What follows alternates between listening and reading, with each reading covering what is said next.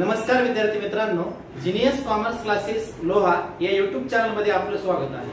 विद्यार्थी मित्रांनो, आज आपण अर्थशास्त्र या विषयामधला जो काही दुसरा धडा आहे उपयोगिता विश्लेषण या धड्यामधला एक पॉइंट अभ्यासणार आहोत। ओके, उपयोगिता विश्लेषण या प्रकरणामध्ये आपण उपयोगिता म्हणजे काय अभ्यासलेला आहे, उपयोगितेची वैशिष्ट्ये अभ्यासलेली आहेत, त्याचबरोबर उपयोगितेच्या आपण प्रकाराचा देखील काय केलेला आहे, अभ्यास केलेला आहे। त्यानंतर आपण उपयोगितेच्या ज्या संकल्पना आहेत, एकूण उपयोगिता आणि सीमांत उपयोगिता या संकल्पना आपण सविस्तररित्या काय केलेल्या आहेत, अभ्यासलेल्या आहेत। त्यानंतर आपण घटत्या सीमांत उपयोगितेचा सिद्धांत, घटत्या सीमांत उपयोगितेचा सिद्धांत आपण सविस्तर पाहिलाय बघा, 5 स्टेप मध्ये पाहिलाय। प्रस्तावना, त्यानंतर सिद्धांताची व्याख्या, त्यानंतर कोष्टक, आकृती आणि आकृतीचं स्पष्टीकरण या 5 स्टेप मध्ये आपण सविस्तररित्या हा सिद्धांत काय केलेला आहे, अभ्यासलेला आहे।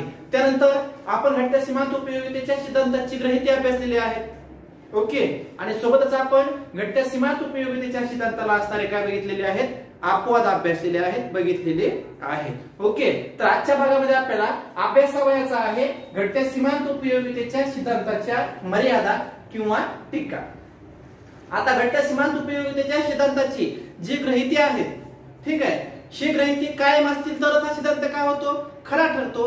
परंतु काही टीकाकारांनी या ग्रहितावरच काय केले आहे, टीका केली आहे की हे ग्रहिती कायम राहणं काय नाही, शक्य नाही। प्रत्येक ग्रहितावर टीकाकारांनी, काही अर्थतज्ञांनी काय केले आहे, टीका केली आहे की ही सिद्धांत काय होऊ शकत नाही, या ग्रहितांच्या आधारे खरा ठरू शकत नाही, असं काही टीकाकारांनी आपलं मत काय केलं आहे, व्यक्त केलं आहे। मग टीकाकारांच्या मते ही ग्रहिते कशा प्रकारे कायम राहू शकत नाहीत ती आपल्याला आज या भागामध्ये अभ्यासावयाचा आहे। ओके, मग घटत्या सीमांत उपयोगितेच्या सिद्धांताच्या मर्यादा अभ्यासत असताना आपण घटत्या सीमांत उपयोगितेच्या सिद्धांताची व्याख्या पाहिली आहे बघा। घटत्या सीमांत उपयोगितेचा सिद्धांत काय सांगतो, इतर परिस्थिती कायम असताना मनुष्याजवळ असलेल्या कोणत्याही वस्तूच्या साठ्यात जशी जशी काय होत जाईल, वाढ होत जाईल, तसतसे त्या वाढीपासून मिळणारी उपयोगिता क्रमशः काय होत जाते, घटत जाते, कमी होत जाते, यालाच घटत्या सीमांत उपयोगितेचा सिद्धांत असे म्हणतात। मग हे सिद्धांत खरा ठरण्यासाठी जे गृहीतके सांगितलेली होती त्या गृहीतावर म्हणजे इनडायरेक्टली सिद्धांतावर काही टीका केल्या आहेत, त्या कोणत्या हे आपल्याला पाहायचं आहे। त्यामध्ये पहिली टीका आहे, पहिली मर्यादा आहे अवास्तव गृहीतके। घटत्या सीमांत उपयोगितेच्या सिद्धांताची पहिली मर्यादा किंवा सिद्धांतावरची पहिली टीका म्हणजे कोणती आहे, अवास्तव गृहीतके। म्हणजे घटत्या सीमांत उपयोगितेच्या सिद्धांताची जे गृहीते सांगितलेले आहेत ते कसे आहेत, अवास्तव आहेत। हे गृहीते कसे आहेत, अवास्तव। अवास्तव म्हणजे हे गृहीते खरे नाहीत।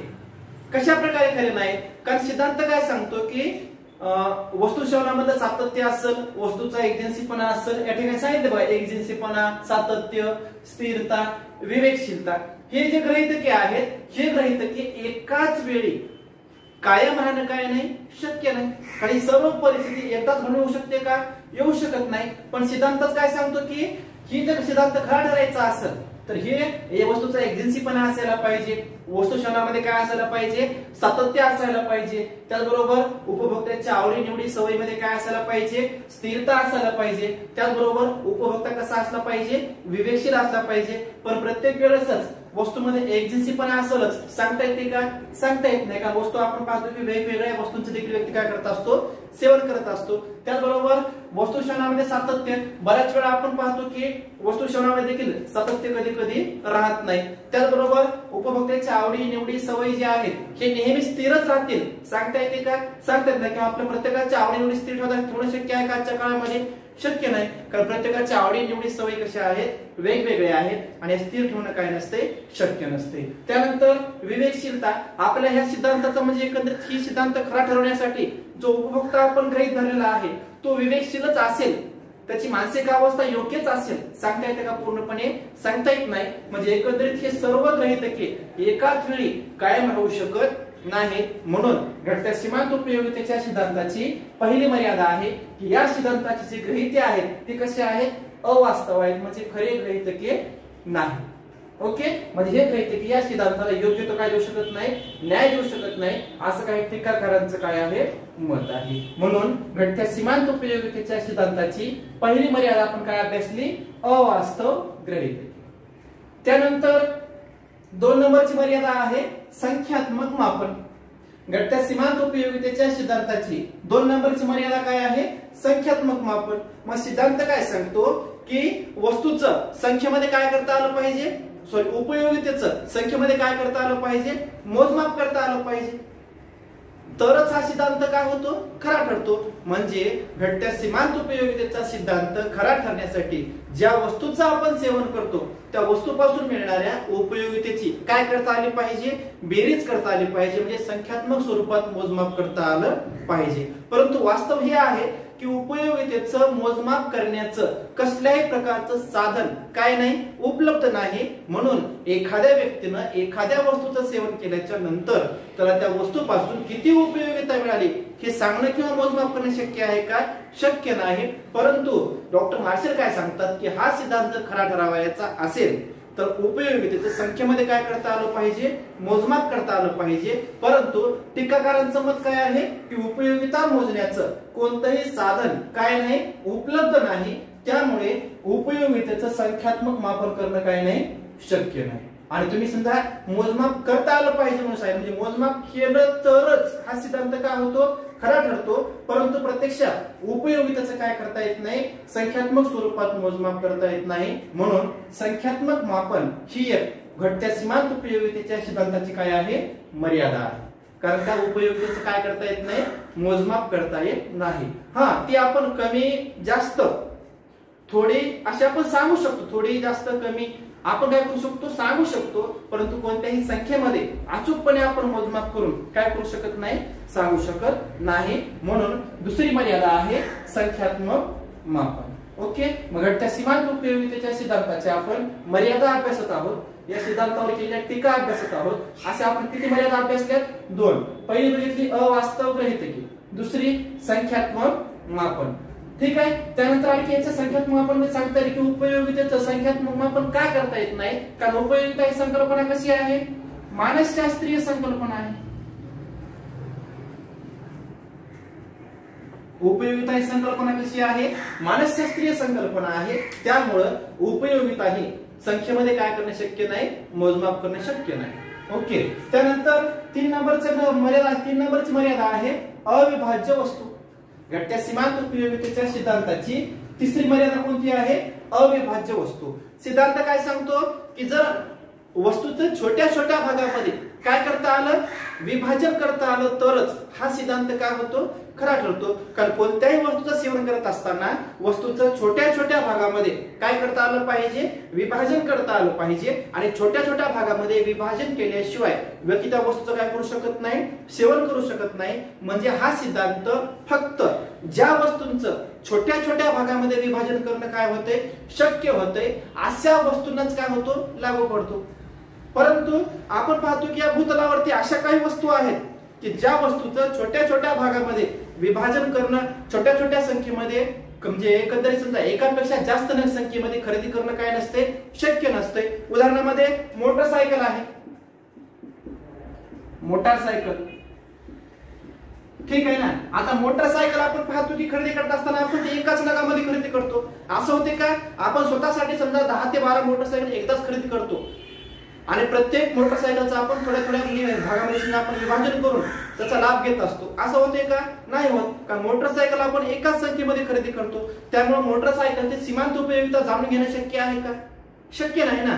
कारण का, दुसरं आणखी महत्त्वाचं म्हणजे मोटरसायकल असेल, घर असेल, ठीक आहे, टीव्ही असेल, ओके, किंवा फ्रीज असेल, अशा वेगवेगळ्या वस्तू आहेत की ज्यांचा आपण छोट्या छोट्या भागामध्ये काय करू शकत नाही, विभाजन करू शकत नाही. आणि बऱ्याच वेळा आपण पाहतो की त्या वस्तू आपण एकाच संख्येमध्ये काय करतो, खरेदी करतो. त्यामुळं यामध्ये समजा सीमांत उपयोगिता जाणून घेणं काय होत नाही, शक्य होत नाही. म्हणून सिद्धांत काय सांगतो की वस्तूचं छोट्या छोट्या भागामध्ये विभाजन करून उपभोग घेतला पाहिजे. परंतु टीकाकार काय सांगतात की प्रत्येक वस्तूचं छोट्या छोट्या भागामध्ये विभाजन करणं काय नाही, शक्य नाही. आणि छोट्या छोट्या भागामध्ये विभाजन करणं शक्य नसल्यामुळं त्याची सीमांत उपयोगिता जाणून घेणं देखील काय होत नाही, शक्य होत नाही. म्हणून अविभाज्य वस्तू म्हणजे एकंदरीत इतर म्हणजे काही ज्या वस्तूंचं विभाजन करणे शक्य आहे अशा वस्तूंनाच हा सिद्धांत काय आहे योग्य आहे, परंतु ज्या वस्तूंचं विभाजन शक्य नाही अशा वस्तूसाठी हा सिद्धांत खरा ठरू शकत नाही, असं कोणाचं मत आहे टीकाकारांचं मत आहे. म्हणून आपण घडत्या सीमांत उपयोगितेच्या सिद्धांताची तिसरी मर्यादा बघितली, कोणती अविभाज्य वस्तू. ओके. त्यानंतर चौथी मर्यादा आहे पैशाची सीमांत उपयोगिता स्थिर असली पाहिजे. चौथी मर्यादा कोणती आहे पैशाची सीमांत उपयोगिता स्थिर. सिद्धांत काय सांगतो की तुम्ही जसं एखाद्या वस्तूचा लाभ घ्यायला तसं उपयोगिता काय व्हायला पाहिजे कमी व्हायला पाहिजे. आणि डॉक्टर मार्शल सांगतात ग्रहितकामध्ये की पैशाची सीमांत उपयोगिता स्थिर असेल तरच हा सिद्धांत काय होतो खरा ठरतो. पण विचार केला असं सिद्धांतात असं मानलं जातंय की पैशाच्या प्रत्येक एककाची सीमांत उपयोगिता जी आहे ठीक आहे कशी आहे स्थिर आहे, परंतु वास्तवात वेगळी परिस्थिती आहे. कारण का टीकाकार काय सांगतात की पैशाची सीमांत उपयोगिता स्थिर आहे, तुम्ही म्हणता ते बरोबर आहे, परंतु पैशाची सीमांत उपयोगिता जी आहे ही व्यक्तीनुसार काय होते बदलते. एखाद्या व्यक्तीला जास्त उपयोगिता वाटते, एखाद्या व्यक्तीला कमी उपयोगिता वाटते. म्हणजे टीकाकार सांगतात की पैशाची सीमांत उपयोगिता जी आहे ही पैशाची सीमांत उपयोगिता व्यक्तीनुसार काय होत असते बदलत असते. म्हणून पैशाची सीमांत उपयोगिता स्थिर ठेवणं काय नाही शक्य नाही. कारण का गरीब व्यक्तींना पैशाची उपयोगिता जास्त असते आणि श्रीमंत व्यक्तींना पैशाची उपयोगिता कशी असते कमी असते. असं टीकाकार सांगतात की गरीब व्यक्ती असतील त्यांना उपयोगिता खरंच कशी असते जास्त असते, पण जे श्रीमंत व्यक्ती आहेत त्यांना पैशाचं काय नसते समजा मोल नसते. म्हणजे एकंदरीत कोणत्याही वस्तूची खरेदी करत असताना त्या वस्तूच्या उपयोगितेचा काय करत नाहीत विचार करत नाहीत. मात्र गरीब व्यक्ती जो आहे गरीब व्यक्ती कोणतीही वस्तू खरेदी करू द्या त्या वस्तूच्या उपयोगितेचा आणि किमतीचा विचार करूनच वस्तू काय करत असतात खरेदी करत असतात. म्हणून टीकाकार काय सांगतात की पैशाची सीमांत उपयोगिता ही व्यक्तीनुसार काय होत असते बदलते, म्हणजे ती कधीही काय होऊ शकत नाही स्थिर होऊ शकत नाही. हा एवढं खरं आहे की पैशाची सीमांत उपयोगिता कधीच काय होत नाही शून्य होत नाही. पैशाची सीमांत उपयोगिता कधीच काय होत नाही शून्य होत नाही, परंतु व्यक्तीनुसार निश्चित ती काय होत असते बदलत असते. ओके. अशा प्रकारे आपण घटत्या सीमांत उपयोगितेच्या सिद्धांताच्या किती मर्यादा बघितल्या 4 मर्यादा बघितल्या. पाचवी आणि शेवटची आहे एकच गरज. पाचवी आणि शेवटची मर्यादा कोणती आहे एकच गरज. सिद्धांत काय सांगतो की एखाद्या वस्तूपासून एखाद्या व्यक्तीची एकच गरज काय झाली पाहिजे पूर्ण झाली पाहिजे. म्हणजे एकाच वस्तूपासून एखाद्याच व्यक्तीची गरज पूर्ण होणे यातच हा सिद्धांत काय मानतो समाधान मानतो. बरोबर. पण प्रत्यक्षात आपण विचार केला तर आजच्या काळामध्ये व्यक्तीची एकाच काळात एकाच वस्तूपासून एकच गरज पूर्ण करणं किंवा व्यक्ती आपण पाहतो की एकाच वेळी एकच गरज पूर्ण करण्यावर भर देऊ शकतो का देऊ शकत नाही. कारण व्यक्तींच्या गरजा कशा आहेत अनंत आहेत. म्हणून कोणताही व्यक्ती आपण पाहतो की एकाच वेळी एक गरज पूर्ण करण्यावर विशेष भर देऊ शकत नाही, तो एकापेक्षा जास्त गरजा काय करत असतो पूर्ण करत असतो. म्हणून सिद्धांत काय सांगतो की एखाद्या व्यक्तीची एकच गरज असेल एखाद्या वस्तूपासून काय होत असेल पूर्ण होत असेल तरच हा सिद्धांत काय होतो खरा ठरतो. पण प्रत्यक्षामध्ये परिस्थिती काय आहे की कोणताही व्यक्ती एकाच वेळी एकच गरज पूर्ण करत नाही तर एकापेक्षा जास्त गरजा काय करतो पूर्ण करतो. ओके. म्हणजे एकंदरीत सांगायचे इतकं की एकच गरज पूर्ण झाली तरच हा सिद्धांत काय होतो खरा ठरतो. पण व्यक्ती काय करतात एकापेक्षा जास्त गरजा पूर्ण करतात. जसे की आपण पाहतो कोणत्याही वस्तू असू द्या कोणत्याही वस्तूचा वापर करतात. उदाहरणार्थ वीज आहे ठीक आहे ना वीज आहे वीज. आता आपण पाहू शकतो की विजेचा वापर फक्त आपण एकाच उपयोगासाठी करतो का नाही. विजेचा वापर आपण वेगवेगळ्या वस्तूसाठी करत असतो. म्हणजे सगळ्यात महत्त्वाचं म्हणजे विजेपासून व्यक्तीची एक तर गरज पूर्ण होईलच, परंतु एकापेक्षा जास्त गरजा व्यक्ती पूर्ण करण्यावर काय करत असतो भर देत असतो. विजेवर तुम्हाला माहिती आहे टीव्ही फॅन बल्ब मोबाईलला चार्जिंग असेल किंवा इतर काही यंत्रसामुग्री असेल हे चालवण्यासाठी विजेचा वापर केला जातो. म्हणजे कोणताही व्यक्ती एकापेक्षा जास्त गरजा पूर्ण करण्यावर काय करत असतो भर देत असतो. म्हणून टीकाकार सांगतात की एक व्यक्तीला एकाच वेळी एकच गरज पूर्ण करणं काही नाही शक्य नाही, कारण कोणताही व्यक्ती एकापेक्षा जास्त गरजा काय करत असतो पूर्ण करत असतो. अशा प्रकारे आपण आजच्या या भागामध्ये घटत्या सीमांत उपयोगितेच्या सिद्धांताच्या मर्यादा किंवा सिद्धांतावर केलेल्या टीका काय केलेल्या आहेत अभ्यासलेल्या आहेत. पहिली मर्यादा काय आहे अवास्तव गृहीतकी, दुसरी संख्यात्मक मापन, तिसरी अविभाज्य वस्तू, चौथी पैशाची सीमांत उपयोगिता स्थिर आणि पाचवी एकच गरज. ठीक आहे, अशा प्रकारे आपण आजच्या या भागामध्ये घटक सीमांत उपयोगितेच्या सिद्धांताच्या काय अभ्यासलेल्या आहेत, मर्यादा किंवा सिद्धांतावर केलेल्या टीका अभ्यासलेल्या आहेत. ठीक आहे, तर विद्यार्थी मित्रांनो, आमचे जे काही व्हिडिओ आहेत, ठीक आहे, आम्ही आमच्या जीनियस कॉमर्स क्लासेस लोहा या चॅनलच्या माध्यमातून जे 12वीचा जो अभ्यासक्रम आहे 4 विषयाचा एसपीओसी, अकाउंट आणि अर्थशास्त्र, हा अभ्यासक्रम तुमच्यासमोर सादर करण्याचा प्रयत्न करत आहोत. आमचे व्हिडिओ तुम्हाला आवडत असतील, आमच्या व्हिडिओमुळे तुमचा खरंच फायदा होत असेल, तर आमच्या चॅनलचं नाव आहे जीनियस कॉमर्स क्लासेस लोहा. या चॅनलला सबस्क्राईब करा. विशेष म्हणजे तुमचे काही समजा वर्गमित्र असतील, मैत्रिणी असतील, त्यांना देखील आमच्या चॅनलची लिंक जी आहे ती लिंक काय करा, शेअर करा. तुमचा पण फायदा होईल, त्यांचा पण फायदा होईल. ठीक आहे, मग आमच्या चॅनलला सबस्क्राईब करा आणि बेल आयकॉनला क्लिक करायला विसरू नका, कारण बेल आयकॉनला क्लिक केला तर तुम्हाला काय होऊन जातील, नोटिफिकेशन मिळत जातील. ओके, जर तुमच्या काही अडचणी असतील तर कृपया करून आमचा कॉन्टॅक्ट नंबर दिलेला आहे, त्या कॉन्टॅक्टवर तुम्ही आम्हाला अडचणी विचारू शकता किंवा कमेंट बॉक्समध्ये देखील तुमच्या अडचणी तुम्ही सांगितल्या तर त्यावर आम्ही तुमचं योग्य ते सोल्युशन करूया, त्यावर योग्य ते आम्ही दखल घेऊया. ओके, या ठिकाणी थांबतो विद्यार्थी मित्रांनो. पुढच्या भागामध्ये आपल्याला घटत्या सीमांत उपयोगितेच्या सिद्धांताचे जे काही महत्व आहेत, हे महत्व काय करावयाचे आहेत, अभ्यासावयाचे आहेत. या ठिकाणी आपण थांबूया. तुम्ही पण घरीच राहा, सुरक्षित राहा. धन्यवाद.